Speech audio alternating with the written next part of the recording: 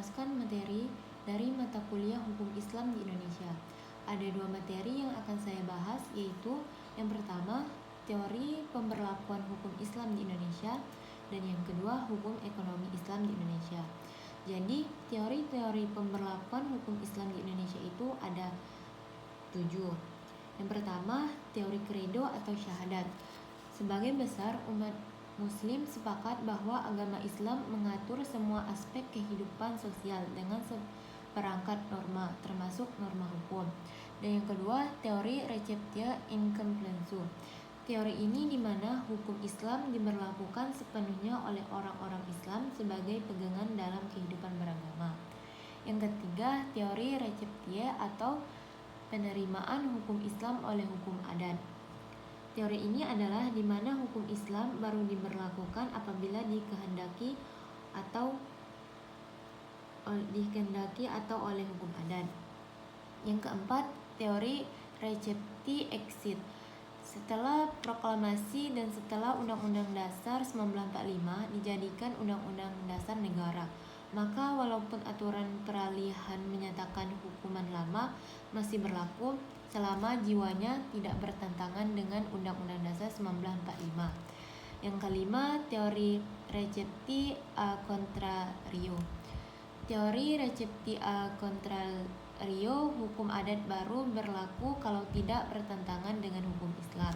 Yang keenam, teori recepti atau yang keenam, teori rejoin atau receptio contextual interpretation. Teori rejoin adalah interpretasi secara kontekstual terhadap teks ayat-ayat Al-Quran. Dan yang terakhir, yang ketujuh, teori eksistensi. Teori ini yang menerangkan tentang adanya hukum Islam dalam hukum nasional Indonesia. Baiklah, selanjutnya membahas materi tentang hukum ekonomi Islam di Indonesia. Hukum ekonomi Islam di Indonesia berkembang seiring dengan meningkatnya kesadaran umat Islam untuk menjalankan aktivitas ekonomi sesuai dengan prinsip-prinsip syariah. Dalam konteks ini, hukum ekonomi Islam berperan mengatur transaksi dan kegiatan ekonomi agar sejalan dengan ajaran agama, yaitu berdasarkan nilai keadilan, kejujuran, dan keseimbangan. Di Indonesia, regulasi terkait ekonomi Islam mencakup berbagai sektor seperti perbankan syariah, zakat, wakaf, asuransi syariah, hingga pasar modal syariah. Terus tuh prinsip-prinsip hukum ekonomi Islam. Hukum ekonomi Islam berlandaskan pada beberapa prinsip utama. 1. Larangan riba. 2. Larangan gharar dan maisir. Yang ketiga, prinsip keadilan dan kemaslahatan. Pemerintah Indonesia telah mengembangkan berbagai regulasi untuk mendukung penerapan ekonomi syariah. Beberapa sektor utama dalam penerapan hukum ekonomi Islam di Indonesia adalah 1. Asuransi syariah, 2. Zakat dan wakaf, 3. Pasar modal syariah, 4. Asuransi syariah.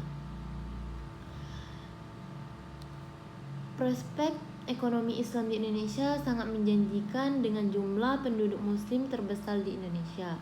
Indonesia memiliki potensi besar untuk menjadikan pusat ekonomi syariah global.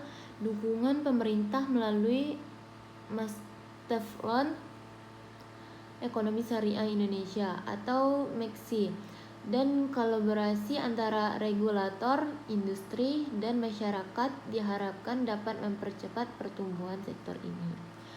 Baiklah, sekian dari saya. Wallahul muwaffiq ila aqwamit thoriq. Wassalamualaikum warahmatullahi wabarakatuh.